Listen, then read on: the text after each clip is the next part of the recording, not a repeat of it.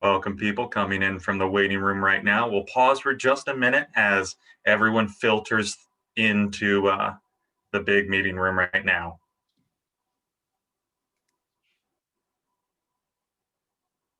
I'll be excited when we can just watch people streaming in from, the breakfast bar again.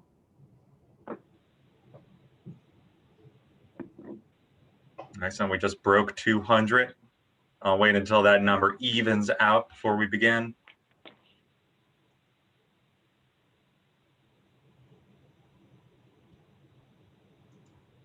Great, we can go there. Good morning, afternoon, or evening, wherever you're calling in from. We'll welcome to our third webinar for Global Meetings Industry Day.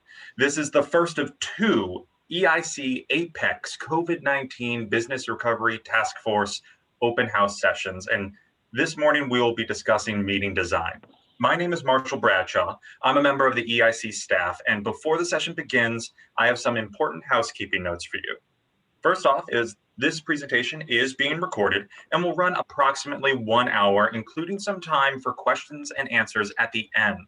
It will also be available on the EIC YouTube channel. All attendees watching live today will receive CEs that will appear on your account within 1 week of today. Attendees can listen to the webinar through their computers or by dialing in using the number and passcode provided by the Zoom software. We also welcome you to utilize the closed captioning function. Just click on the CC button at the bottom of your screen and you'll find the link to the live subtitles. If you have any questions, you don't have to wait until the end of the presentation to submit them. We encourage you to submit your questions using the question and answer panel, which you can find at the bottom of your screen. Now, it's separate from the chat, but feel free to jump into the chat and say hello before entering your question in the Q&A panel instead. We will try to answer as many questions as we can at the end of the presentation. And that's it for housekeeping notes. I am pleased to hand it over to the Events Industry Council CEO, Amy Calvert. Thank you, Marshall, and welcome everyone. And really, really happy to be with you here today. I think we have a fantastic conversation. I'm joined by some incredible volunteers who have supported EIC in this industry through a very, as we have all said, disruptive year, to say the least. I'll also have our current board chair, Mark Cooper, with us, and excited to welcome Mark as part of this panel.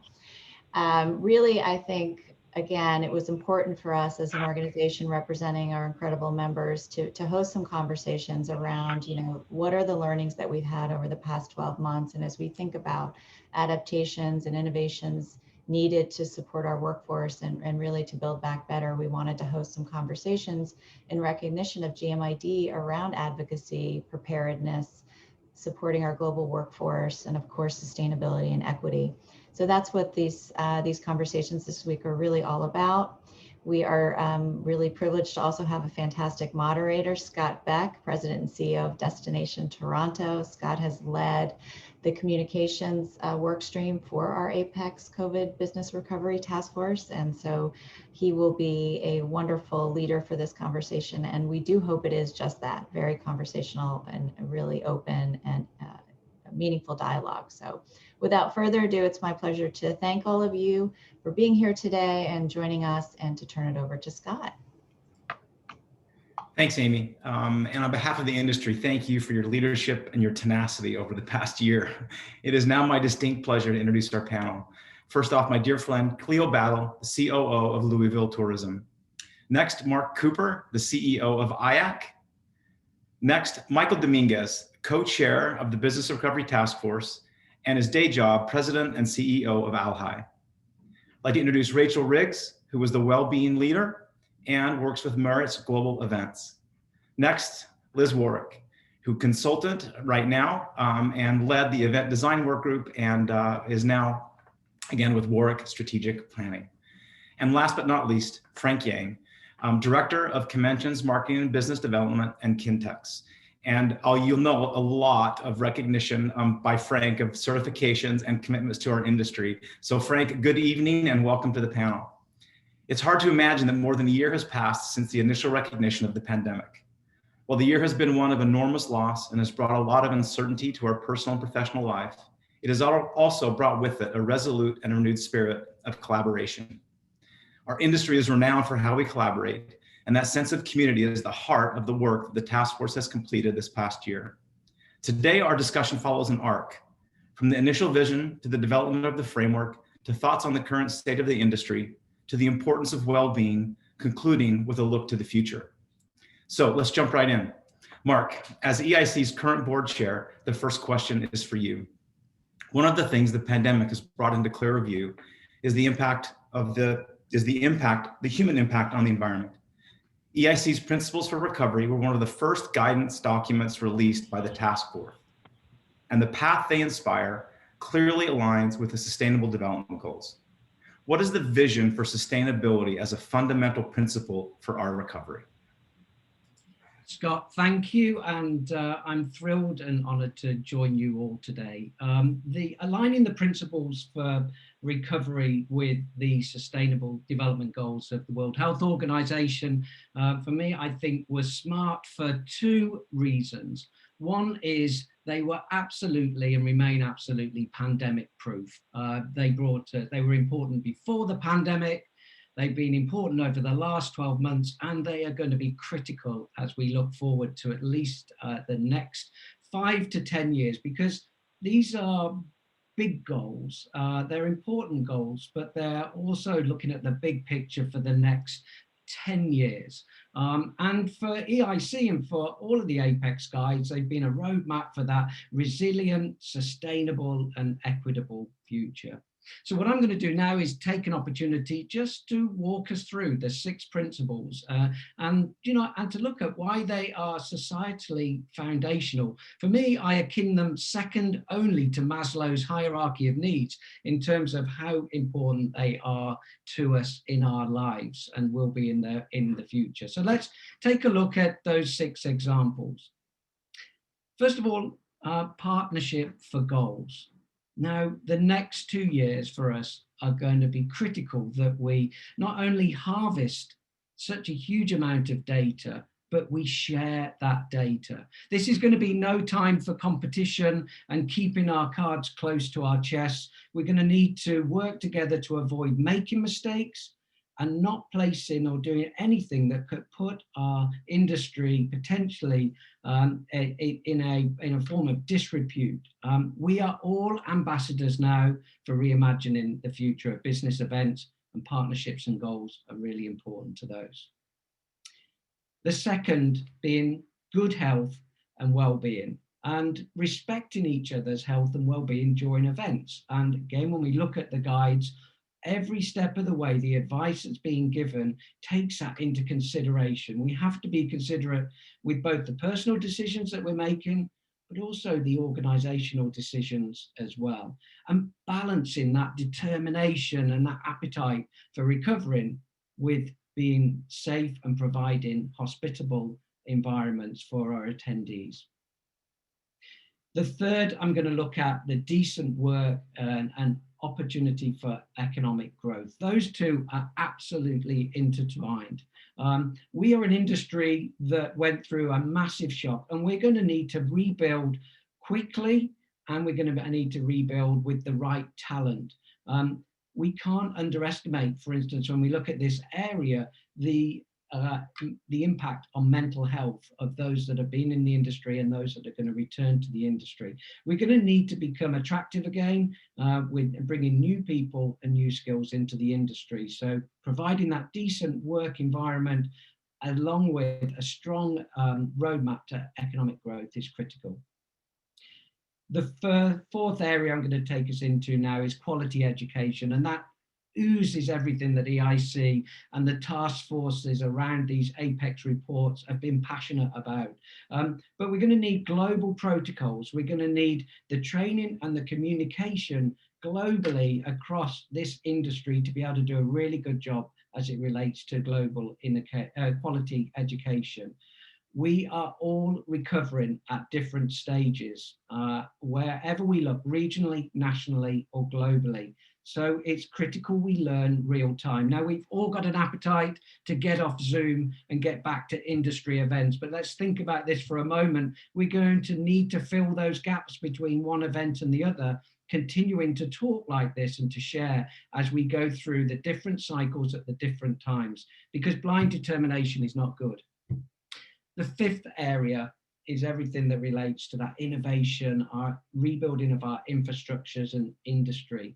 That support is going to be so important as it relates to reskilling our workforces. Now, I have seen, as it relates to smaller meetings returning already in different parts of the world, evidence of us multi-skilling that returning workforce. Everything is changing. You know, this isn't a pathway, for instance, from digital back to live. This is about how it's going to be digital and live, and how through this innovation, we're going to leverage what we've learned and take all the good stuff back into there. And the guides that we have planned, and I think we relate to 2.0, are very much looking about what we've taken from the last 12 months and putting that into place to be part of our long-term future. And last but not least, our reduced inequalities. Our commitment to sustainability, to equality, and the social impact is not essential, it's critical. It really is critical. We saw some good DE&I progress before the pandemic, but now our most vulnerable groups are the hardest hit again, and we've taken a big step backwards. We've got to work harder. We've got to look at the critical change that's needed at an organizational level, and we've got to embrace the diversity because, believe you me, this is a once in a lifetime opportunity. Never ever before in our generation have we had the opportunity, and are we going to recruit in the way that we're about to over the next 2 years into our industry. Now is our chance to influence our organizational culture. There's so much that my colleagues have got to share with you now. I'm going to hand it back to you, Scott, but thank you for letting me introduce the principles for recovery. Thanks, Mark. And I loved the term pandemic proof. It just really stresses the ongoing sort of universal relevance of the work. And it's a term that I am now, I'll clearly give you credit, but I'm going to use it a lot moving forward. Let's now look at the code of conduct of the decision matrix. So this question is for Liz. Liz, not only were you and your working group the first group to publish, and what a task that was, your work really set the framework for all of the rest of the work that followed. In addition to the event design guidebook you developed, also the code of conduct and the risk decision matrix. How do you see these tools being used as we continue to navigate this thing we call COVID-19? So thanks, Scott, for including me today, and to Amy and the EIC for inviting me to be part of this panel. Yeah, so I'm so happy to respond to that question, because I think the work that my team put together in May, June of last year is as relevant now as it was then.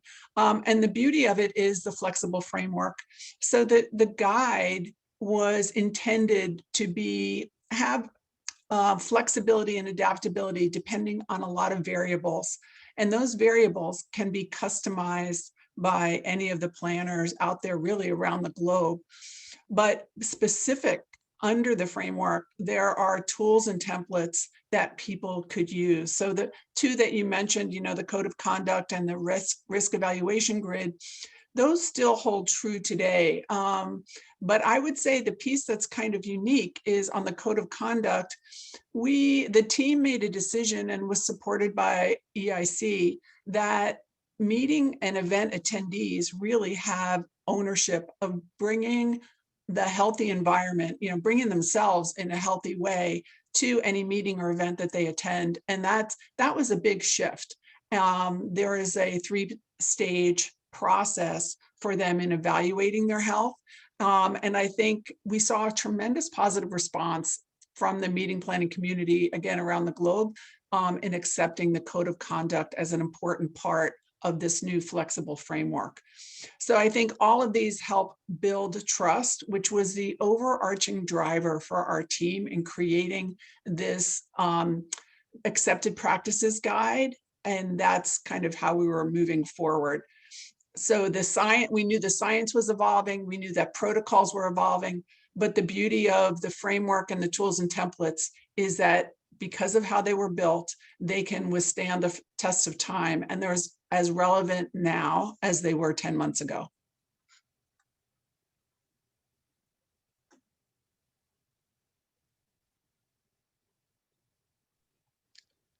Scott, you're on mute. Scott, you're on mute. Oh, thank you, Liz. I was just going to say that you've given me another word, and that is flexible instead of pivot. We can put pivot in the time capsule, never to use it again. And I remember how moved I was when you first brought the idea of the code and this personal relationship we have to the rest of our community. So now let's get into destinations. So Cleo, this question is for you, and clearly this is not going to be news to you, but there are a lot of signs that the role of DMOs and CVBs have transformed during the pandemic.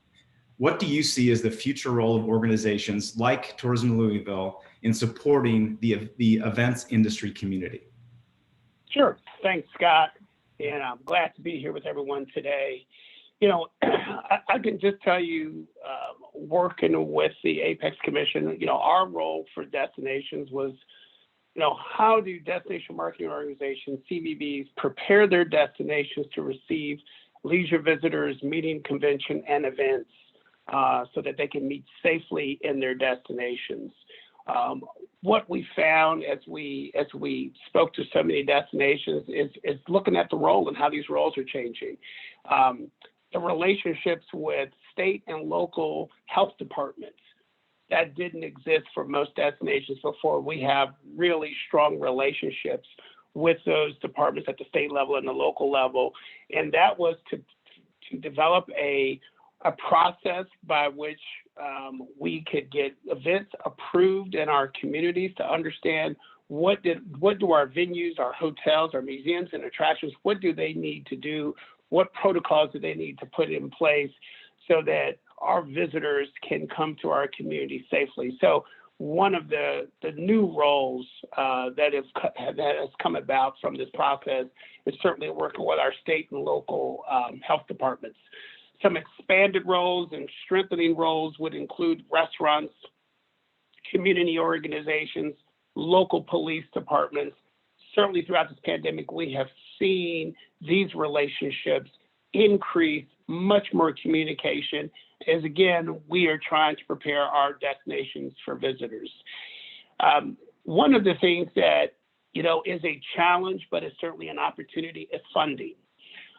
Destination marketing organizations across the country have been impacted, across the world, have been impacted by funding. Now, there's not telling anyone on this call any new news about this industry and the devastation.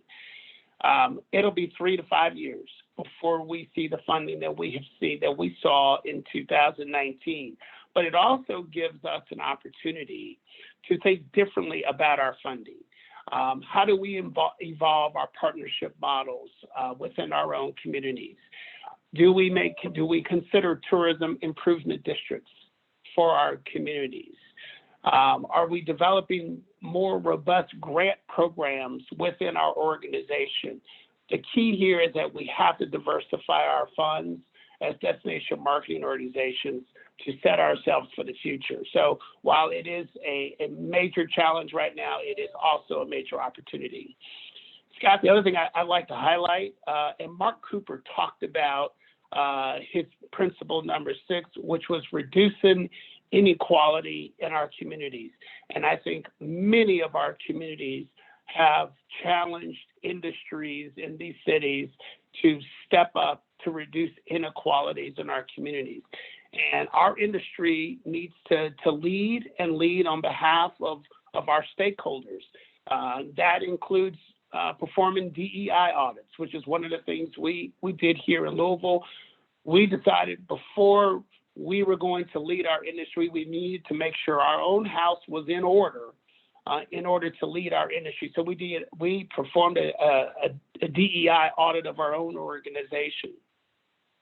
You know, from that, we've been conducting complimentary DEI trainings for our community, for our stakeholders, our hotels, our museums, our attractions, our centers, to make sure we are a welcoming and inclusive environment for all of our visitors. As you get further into it, we need to ensure our marketing materials represent the demographics of our communities. We need to make sure we're developing content that is representative of the history of our communities, the complete history of our communities, so that our communities feel like they're being represented to our visitors when they come in. And then finally, how do we ensure that all businesses, when you think business to business, how do we ensure that all businesses, when you have the economic impact of tourism, all businesses in this community have an opportunity to participate in that impact? So those are some of the things especially in the area of reducing inequality that we're working on. There's a little bit about the transformation that we've seen in destinations, and I'll turn it back over to you, Scott. Thanks, Cleo. And I will say I want to give you a big kudos for all the leadership you have shown, really, as you represented your community and dealing with all the impact of the social justice movement that was so prominent in your community. And I love the idea that your marketing, your ability to be a marketer has always been a strength and a position in the community, but now to be sort of a harbinger of an ethos, I think that's such a brave new opportunity for what we're doing as destinations. So Mark also mentioned a little bit about the various stages of recovery. So I'm really looking forward to this next speaker. Frank, thank you for joining us this evening and for all of your work you've done with EIC. KINTEX has been holding live events for several months now. Can you give us some insights into what you see for the future based on your recent experiences and your lessons learned? Okay, hello, my name is Frank Yang, and it's an honor to share our experience on behalf of KINTEX. KINTEX is the largest exhibition center in South Korea, and I'm responsible for marketing. I would like to take this opportunity to introduce our safety practices and lessons learned. I will also share some cases on event design in collaboration with live commerce. Since May last year, more than 200 events have been held at KINTEX, attracting more than 700,000 visitors. Although 13 individuals infected with COVID-19 visited, not a single confirmed case occurred thanks to our thorough safety practices. From here, I will explain what kind of preventive measures we have done on a side-by-side basis. Prevention activities of the venue entrance and lobby area are covered by the venue, with all the costs covered by us.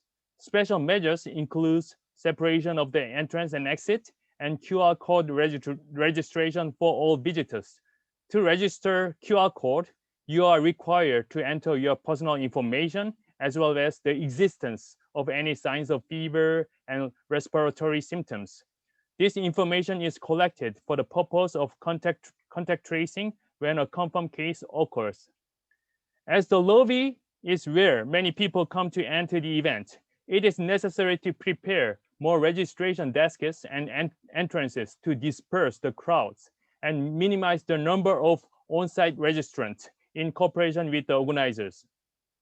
It is also recommended to announce visit times in advance so that attendees can avoid them. Organizers are responsible for prevention measures in the event space. Staff on patrol should always supervise the wearing of masks and gloves, while CCTV should be installed in various places so that the movement of any confirmed case can be identified. It is necessary to determine the number of people that can be admitted in advance. Next slide, please. To prevent density from becoming too high. To this end, we created a special formula that automatically calculates the number of occupants by entering the size of event space, booth space, and number of booths. We are still using this formula, and I'll be happy to share this. Despite our efforts and measures taken to create a safe venue, we still experienced many unexpected situations. Many events were canceled, and even if an event was held, it required 3 to 4 times more space due to social distancing, and thus it was only possible to open an event if the venue was able and willing to provide a flexible space. From a budgeting perspective, we spend $17,000 to $25,000 per week, at least $80,000 per month solely on prevention activities.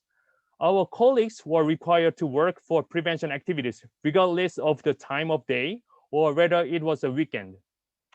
Furthermore, the government attempted to limit events through excessive regulation, which led event industry stakeholders to join together on several occasions to protest or launch petitions to continue to persuade the government to permit such events.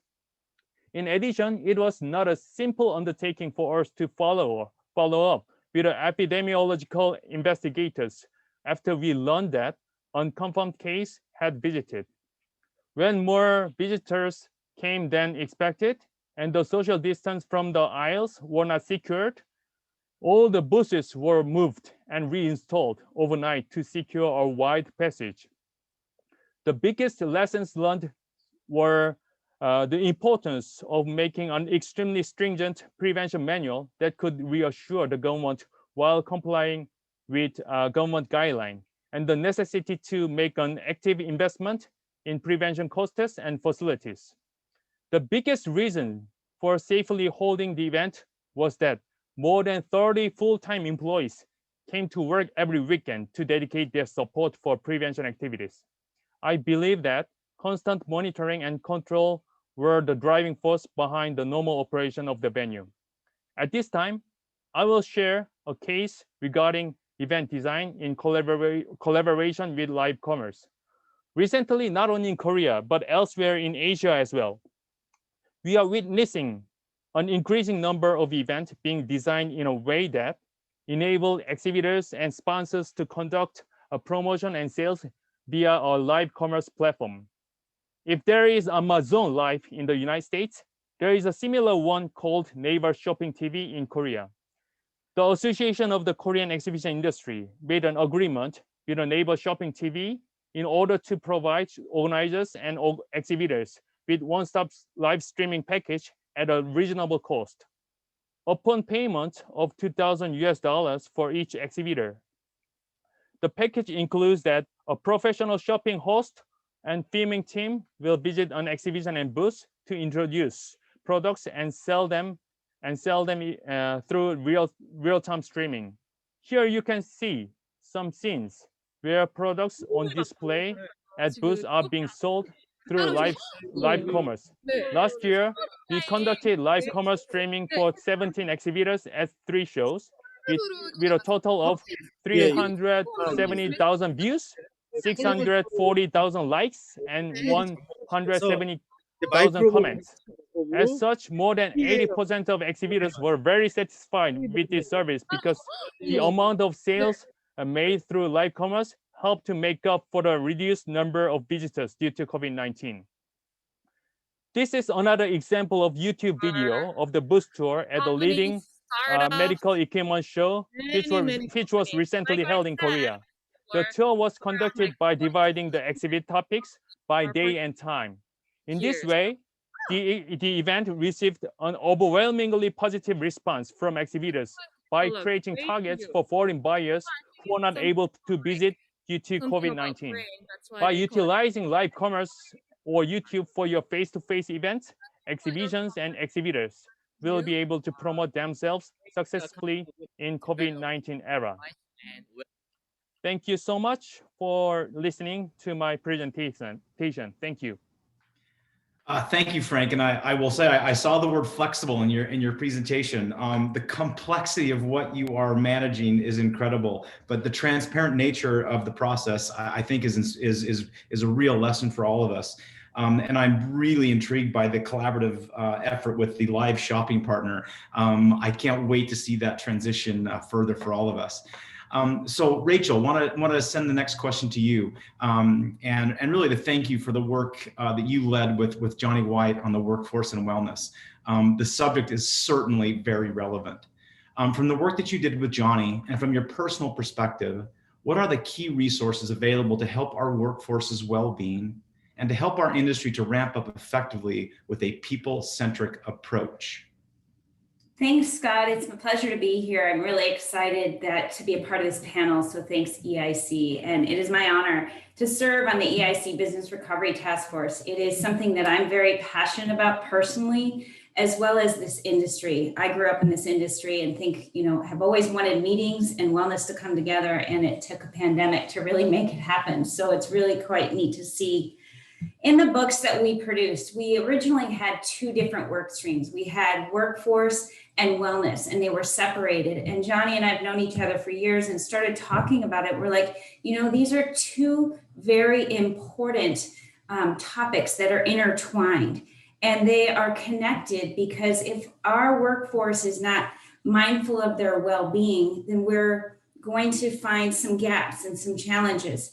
And what else could you see through this pandemic? We were going through furloughs, layoffs, all the different scenarios that our workforce has seen. And we wanted to give resources and tools to help with the actual layoff, whatever it is that that person is experiencing, because some people have never gone through this. I was furloughed for a bit. Never in my life have I ever had that experience and didn't quite know what to do.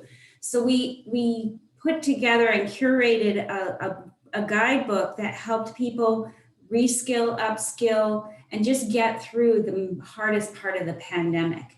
And the other side of the guidebook was to help with their well-being, because when people are stressed, they can be all over the board. So we curated a lot of different resources to help give people a framework to think about their own well-being. So not only did we give them resources to help to get through the task at hand, if they're furloughed, if they're not furloughed and they're handling the complexity and the weight of all of the work that is happening for cancellations and all that when they're still working. So we gave them those tools, but we also gave them tools of how to balance themselves. And I created the 5 dimensions of well-being for Maritz global events. And I'm really excited that the EICs adopted those 5 dimensions. And in our guidebook, we took the 5 dimensions, which are personal, social, career, environmental, and financial well-being, and put resources under each one of those dimensions of well-being. So it's really important and a toolkit for folks to use as they go through this very stressful time. And one of the things that I think is super important, and we're going to go into a 2.0 of this guidebook as well, is as we're restarting and ramping up for the restart, human interaction is key within our industry. And it's the basis of our industry. Hospitality is interaction with people, whether it be digital or live. And, as Mark and Frank and everybody have said, it's going to be not live or digital, it's going to be both. And so we have to humanize it and create that human connection within each one of those experiences. And so we have to think about that. And then we also have to think about, as people come back live, their emotional and mental state. And so part of the resources in the guidebook that we have created help think about that, give tools to be mindful, to understand what you're comfortable with, what you're not comfortable with. So as we get into the 2.0 of our guidebook, we're going to really focus on getting people comfortable in the going back to work, as well as returning back to live events. Thanks, Rachel. I just, again, so inspired by what you and Johnny sort of created and the dialogue that you created. And I love the emphasis that we are in the human interaction business, and that we all need to be cognizant of this continuum, that some are going to be more apt to join an event live while others won't be. And we have to be able to create those opportunities for all of us to interact. I can't wait to see what happens in 2.0. Thank you, Scott. So next, I want to move into sort of the future and have a discussion around an omni-channel. And I think a lot of you will know our next panelist. I think he defines the term omni-channel. Mike, first and foremost, thank you for your leadership of the Recovery Task Force. You and your co-chair, Kristen, provided an enormous sense of direction, and your commitment to our industry was inspiring. So to the topic of today, you've been a champion for an omni-channel approach to meetings. Tell us why you're so passionate about this opportunity and how you see it playing a larger and more important role in the future of our industry. Yeah, thank you, Scott. And, it's definitely been a labor of love, because it's, those that know me, I truly love this industry. And and passionate about this industry and knowing all those that have been impacted. And I think there's silver linings that came out of what we had to experience in many different ways. And as complex as it is and as devastating as it was to many, there's also some positives that I think are going to bode really well for our industry moving forward. And omnichannel is one of them. And you're right. I've been a champion of omnichannel for a long period of time. It's not new. I've said to planners often that, congratulations that we have caught up to the largest tech companies in the world that have been doing omnichannel for a decade. And that's not a criticism. It is what has happened is that we have fast forwarded a technology adoption curve. And that is a natural curve that has usually happened over time. And, I think about the people that have been thrown into omnichannel or any type of hybrid programming right now. If they weren't there before, it had to do with time, resources, or just literally a little bit of fear of having to move there. And what the pandemic did is force us there. And by forcing us there, I think we are going to be better for it as an industry. If I was to look at that adoption curve, we were in the early adopter phase on that technology curve. And we're probably now middle to early late adopters. And I think that's going to bode well, because the thing that I think people have always feared is that omnichannel is going to impact face-to-face. And that's accurate. It is going to impact face-to-face, but in a positive way. And we have seen that over decades of some of the largest companies that their face-to-face continues to grow, even though they have an omnichannel approach. And when you talk about omnichannel, why I get excited about it, anybody who has marketed, we've always talked about a multi-channel marketing approach, knowing that depending on what channel I'm going into, my message is going to change depending on where it's being delivered. Omnichannel is that same concept. And the omnichannel is saying, my experience in the face-to-face is going to look a little different than my experience if I am joining in a hybrid component, versus maybe that experience is going to look different in social media. And the reason I get excited about it, Scott, more than anything, is we start to focus on the content.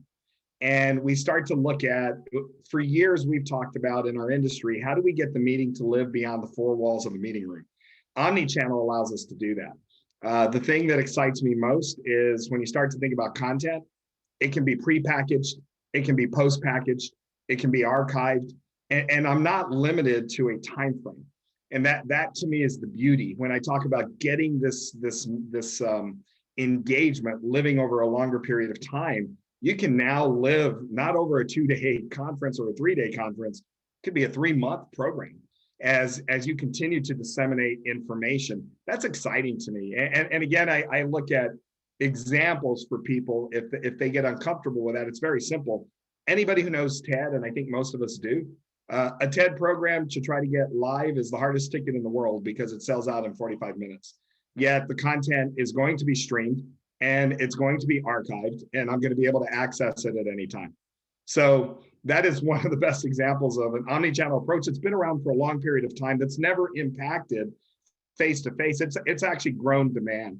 And I do think omnichannel done right really starts to build better engagement for your audience, into what you were trying to accomplish. And it also builds a lot of FOMO. People are going to want to be there. And, I actually shared a clip earlier in the year, and it was our chairman, Powell, with the Federal Reserve, and he was literally having a conversation with 2 reporters after a New York presentation. And it was interesting because he was talking about during this pandemic, he's been working the phones and Zoom with the G8 leaders and world leaders because it's important to be connected. And he said, I had built-in equity, but what will never be replaced is the conversation I was having in the hallway, the one-on-one lunches when we were together. And his point was, I'm able to do it now because of all the face-to-face work I put in earlier. But that's not going to last moving into the future. And his last comment that I thought was just so impactful, he said, meeting face-to-face allows me to do good work for the American people. And I think that is the balance. As he said, the Zoom calls are going to replace the ugly conference calls that we have always had, looking into a black box and not knowing who's speaking. I think Zoom will replace that forever. And that's a good thing, because we can see your expressions. We can have an engagement that feels so much more natural through this type of process. But the omni-channel approach, it's thinking about how do you tie all of that together into a similar experience, but a unique experience in every one of them. And Scott, but I'll leave it with one last point is we ran an omni-channel event to try to teach planners earlier in November.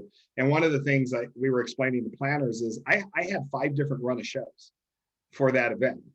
And there was a run of show depending on which location you were in, what you were seeing virtually, what you were seeing live in social media, what was going live in front of you. And we were simulcasting from 2 different areas. That was omni-channel. And what everybody told us, the experience was great because you had to think about some of the content being prepackaged, some of it, again, going to live afterwards. And if you do it right, you can build a lot of excitement around it. It's been a lot of fun. Well, there's a lot in there. I think first and foremost, I love the idea that equity won't last and it needs to be renewed. And that's one of the real core components of face-to-face. And as a recovering hotelier to another hotelier, I'm inspired by this idea that the hybrid component can really grow the impact of the meetings industry. And we saw this in the hotel industry. The meteoric rise of Airbnb was alongside the fastest increase in hotel revenue in the history of the hotel industry. So there is clearly an indication that these 2 things can help grow the impact of our industry. So we're going to have some Q&A. Marielle is going to help me facilitate this. But there was a few questions around vaccines in the chat. So I'm going to first go to Frank, and then I want to go to Liz. So a venues perspective, and then a planner perspective. So Frank, are you going to require, or do you see in the future a requirement of attendees being vaccinated to enter your venue and participate? Yeah, it will be depending on how many people have vaccinated within your country. So in our country, vaccination just has started. So most of the attendees are not vaccinated so far. But if more than 20% or 30% or 50% of our population get vaccinated, then we probably need to check whether they got vaccine or not to secure the safety inside of the venue. Liz, from your perspective, do you see a future where part of the event planning process includes verification of vaccine, either at registration or upon entrance? Where do you see that going with this idea of again, a vaccine passport? Yeah, so I think there's a couple pieces to this. One is looking at, and Frank touched on it, sort of herd immunity and where does that land relative to the US or other countries? And then your particular organization and where do they stand on it? But I think especially in the US, we're going to look for CDC guidance relative to herd immunity. But I would say, as a side note, which I didn't mention earlier, so our meeting and event design team is on the 2.0 version. That is something that they're addressing specifically around what's the latest information on vaccines, what's the latest information on testing, and how are we applying it, or are we, to as planners, to the work that we're doing.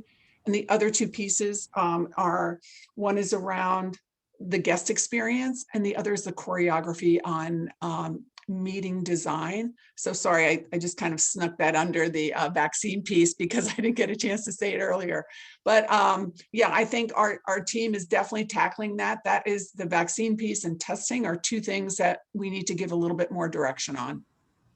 Mark, I want to come to you on the vaccines, but I'm going to prep Rachael that the next question is to Rachael. So Mark, from an international perspective, there's a lot of jurisdictions that could be involved in sort of the vaccines and personal private information. What is your insights into the requirement and or role of vaccines moving forward? So this is a minefield. This really is a tough one to answer. And I've got some visibility across Asia Pacific, Europe, and the Americas. We can't even agree that it's right or wrong in terms of having a vaccination passport to be able to enter pubs or restaurants. And because of that, you're creating that second-class citizen. How do you turn somebody away from a door because they can't take the vaccine because they're pregnant or for whatever reason? If you insist on your attendees having the vaccine, can you insist on your staff that's going to serve in the venues the attendees having the vaccine?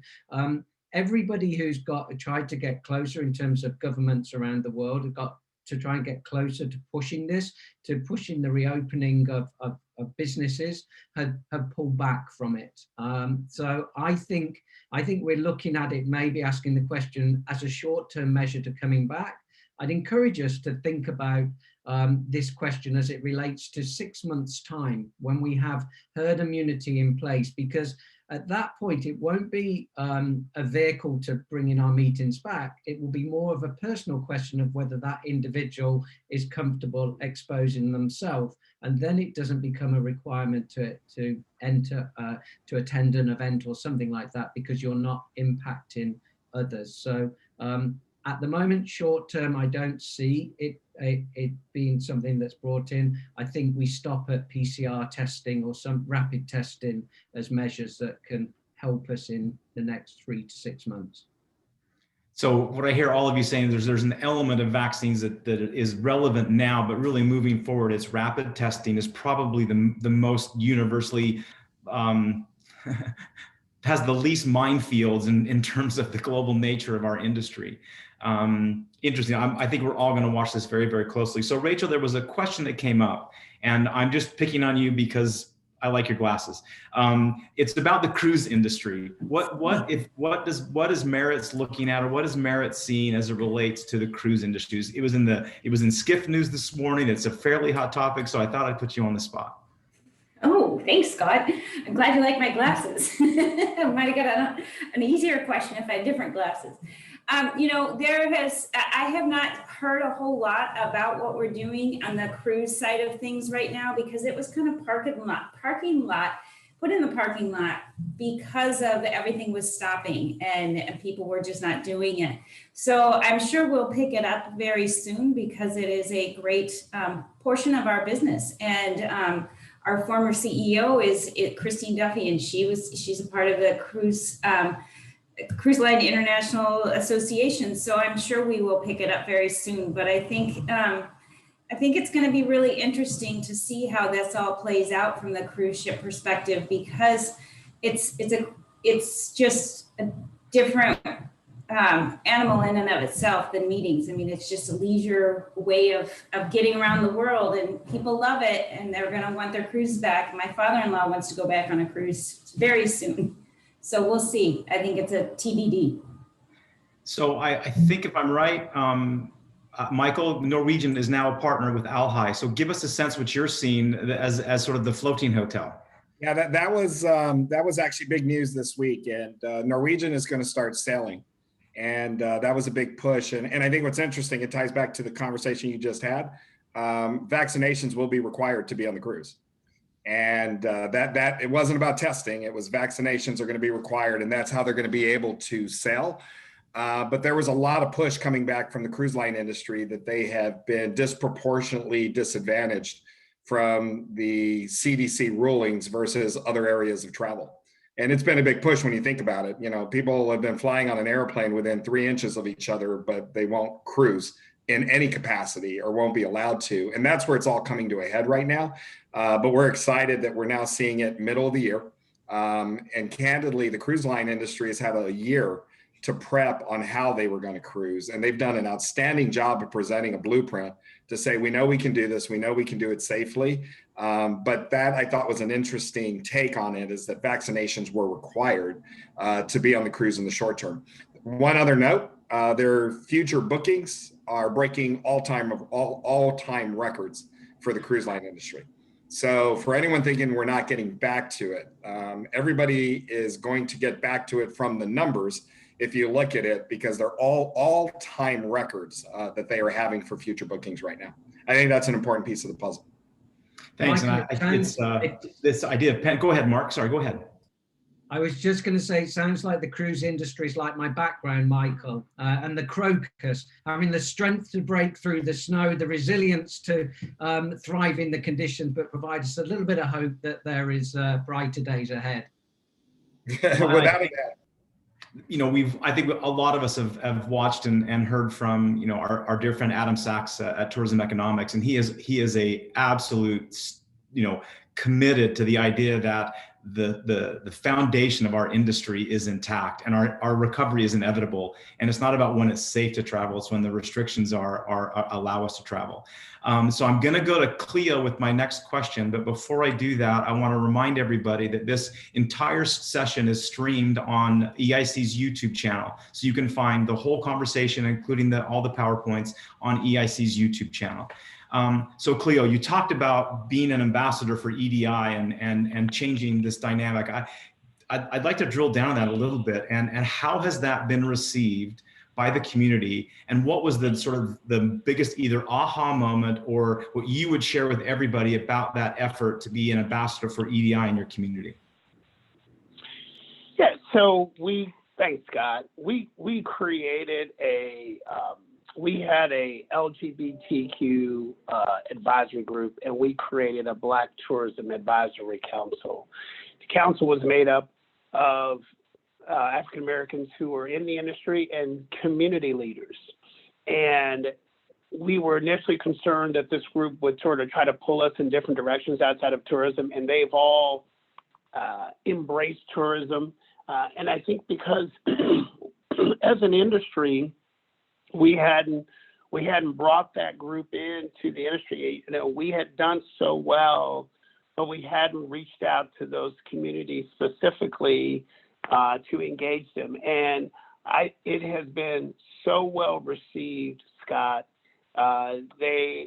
We come to these meetings with ideas, and you have to understand, as a destination marketing organization, some ideas you lead, some ideas you convene, some ideas you facilitate. And so just the fact that we are engaged in one of those three spaces with developing content in our Black communities. One of the ideas that just came up is we need a West Louisville Derby event. And, you know, this is something that traditionally happened and it stopped because of funding. You know, so the fact that tourism is involved with community, the fact that we're involved with our Urban League and many other community organizations has been so well received. And the flip side of that is the engagement we've brought into tourism and the conversations around tourism, what people didn't know, and the visitors we're bringing in and the demographics of the type of visitors we've brought in. And so this social space has really opened up a lot.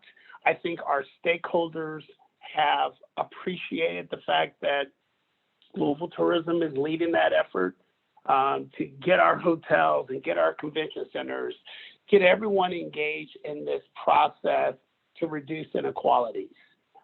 So it's been well received, Scott. We certainly got a long way to go, but I'm encouraged that we are creating new communities and new engagement for tourism. Frank, I want to send this next one to you. There's been a lot of questions in the chat about how to manage the process, the entry process for attendees. Is this a technology platform that you're using? Do you have hundreds of staff there facilitating the process? How are you managing that entrance, that point of entrance for your attendees? Thank you, Scott. We actually invested in technology that visitors can register QR code so that we can collect the personal information and then the sign of symptoms. But for those who have no smartphone, or for elder person, they cannot use how to use their QR code. We provide a special phone number. If they call that phone number, then we automatically collect that phone number. and then if we find something wrong,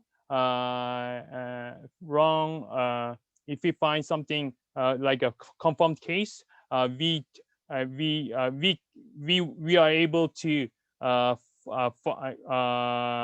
discover the personal information from the phone number. So we are using two-way, the QR code and phone number, but we don't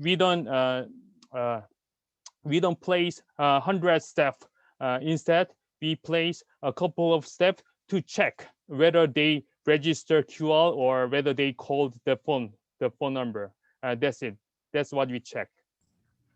Thank you, Frank. There's a lot of folks that had asked about that process. So I think we have concluded the time for our panel, but I'm going to just throw a quick question to Amy. So Amy, as we close out this panel, I'd like to give you sort of the last opportunity to kind of share insights into the next phase of the task force or the 2.0 phase of the work as we've talked about it.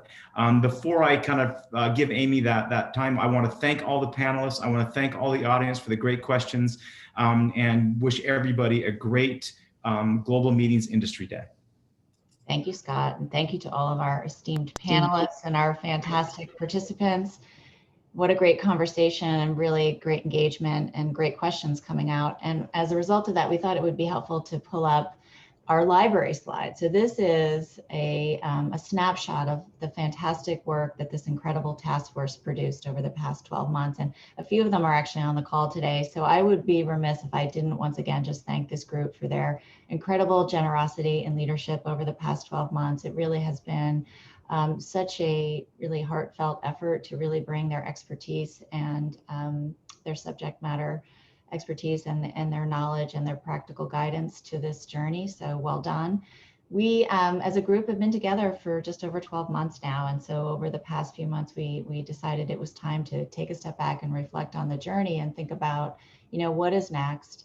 In order to do that, we were very fortunate that we had our vision, our values, and our work streams to sort of anchor to, and to think about the fact that from the very beginning, we knew that we would be on somewhat of a dual path, right? That there would be information and resources we needed to deliver in the near term that were essential to not necessarily guiding folks as to when, but how to facilitate a face-to-face or a live event, given the circumstances. And then the second path would be more of a long-term play around what are those adaptations and those innovations that we would need to come together to think about, to implement, to ultimately, as we've been talking about, quite frankly, a lot more over the past few months, really taking these learnings and building back stronger, more committed to our values that we espouse as an industry, as a global industry.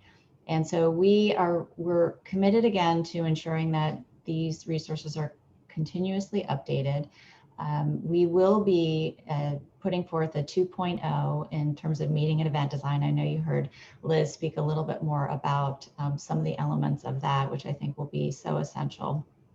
And then we're also going to continue the work being done in the workforce and wellness arena and that resource, and really aligning ourselves more closely with the academic community globally to really understand what is this pathway, right? From the start of entering the industry, we all have, as leaders of this industry, a responsibility to inspire new talent to come into our workforce and to prepare them for the journey ahead. And then again, to really remind people about that which they can do, regardless of where they are in their respective careers, to ensure that they're future-proofing their own independent journey and keeping that wellness and that personal responsibility top of mind. I think one of the things that inspires me about EIC and about all of our members is that they really offer community. And I would remind folks, especially in times such as this, how important building those networks and investing in the building of your own professional community really is. Not only for your career, but for your own wellness. I mean, these personal connections really matter, and they help us remain resilient and informed. So I think that's going to be really exciting. And then the third area is around advocacy and research. As many of you know, We, as an organization, really focus our efforts every 2 years around a global research project, understanding the economic impact of global business events. And we're getting ready to start our next edition of that really important benchmark study. That study has been used over the past 10 to 15 years really to inform a lot of the important advocacy work that's been done globally. So while we won't get involved necessarily in policy work, we will help support those that are on a global level, and we will create a global framework for really speaking in with one voice about the impact of business events, not only the direct impact, but really kind of getting under the hood about the indirect, that catalytic impact of events, really that knowledge transfer, the investment in communities, the development of meaningful career pathways. Because I think we've all learned, again, over the past 12 months that we have to build upon the good work that's been done on the advocacy front to really ensure people are inspired and understand, and we're capturing sort of the hearts and minds of those policymakers with that indirect, that humanized story about the catalytic impact of events. And so this group will be looking at, not only helping to inform that study, but what is the here and now in terms of sentiment data telling us where are the gaps and how can potentially we put forth a survey into the marketplace that isn't repetitive, but it enhances the results of that study and that undertaking with Oxford Economics. And then we'll be looking at potentially a roadshow, taking the great work that this task force has done and bringing it into communities and really having a workshop, sort of a living workshop, and offering people the opportunity to meet firsthand with some of these subject matter experts to learn how to use these resources and to build upon that which we all know is essential, and that is that peer-to-peer learning and that expertise that that this group has put forward. So that's really it. It's incredible to think that we've been together for the past year, but I'm really inspired that this group, and thankful that this group is committed to staying together to continue to offer guidance and resources. And I welcome the input and the questions as we go through space and time, because this really is an industry-wide collaboration and a reflective of our collective commitment, again, to building back stronger and honoring those principles for recovery that we're so committed to. So with that, I'm going to close. Thank everyone again for being part of this conversation today, and I look forward to spending more time with you over this week.